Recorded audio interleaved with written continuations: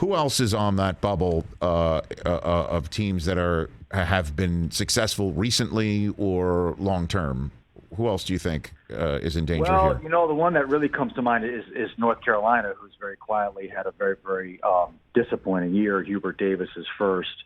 Right now, they only have one quad one win, and that's hard to get into the tournament with that. I remember in the old RPI days, it was top 50 wins, and I always felt like the magic number was 3. If you were a bubble team and you have 3 top 50 wins, because the good wins have, I think, greater weight than bad losses. Every bubble team has bad losses. That's why Rutgers is a fascinating case, because they have a ton of bad losses, but also a lot of really, really good wins. 5 quad one wins for Rutgers. So, Carolina's up against it. Indiana is up against it.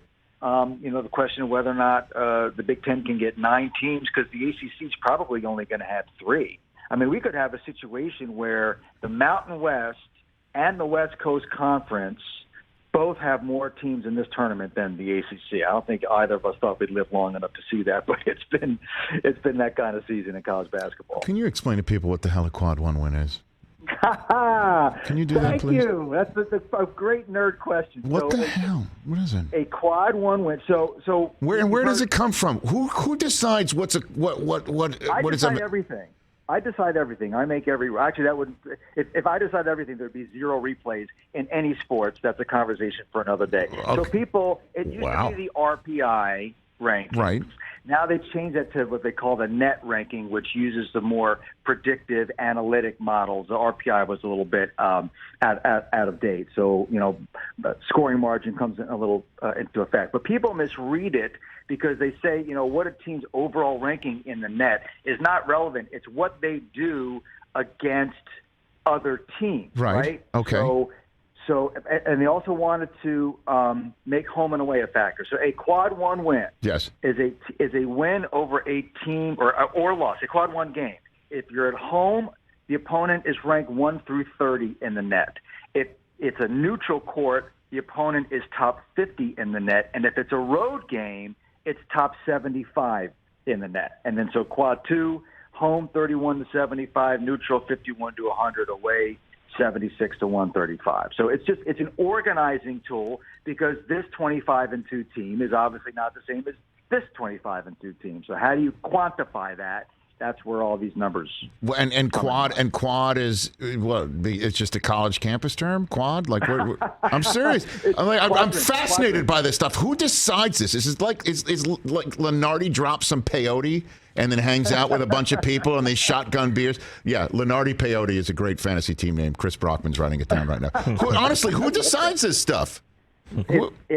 There's a committee, the same committee that selects the tournament. Yes. It's quadrants, by the way. So it's quad 1, quad 2, quad 3, quad 4. Quadrants. You don't want any quad 4 quadrants. Yes. Okay. Quadrants. Very good. Okay. I don't know what a quad is for sure. I guess if it's a 4-sided piece of grass on campus, that's considered a quad. Sure. Right. Yes. Right. I wasn't smart enough to get. For instance, Seth, when I was at school, I had no quad one wins. I had no wins in any quad. It was terrible.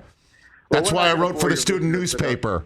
That's right. It didn't help. I had no quad wins. No quad one wins. We could get, if we're getting competitive, we could get into Jewish summer camp. Did we ever battle an intercamp game, Seth Davis? Is that your? So. Okay. Were you Trails End? Remind me. I was Trails End. Yeah. What were you? Trails End. I was Equinunk. Oh, we definitely. Yeah. How old are you, Seth? We definitely. How old are you, Seth? You don't remember me dunking you on the video board? I was keeping score, Seth. How old am I? I'm 51. So this happened. You and I have played intercamp games before. It actually happened. Okay. Somewhere in a camp yearbook there's me dunking on you on the video board. So somebody comes up with this, and these metrics are then agreed to, and then what?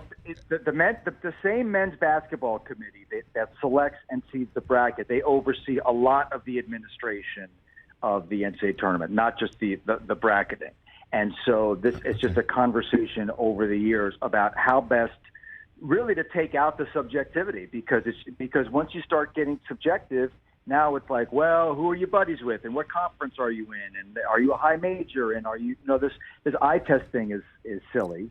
And then it's also about valuing a non-conference schedule. Like they're trying to incentivize these high major teams to play good games in November and December, because otherwise, if you're in a power league, you could just play lousy teams at the start of the year and then know you're going to get enough opportunities for quality wins. Okay. So, it's been a conversation for total basketball nerds.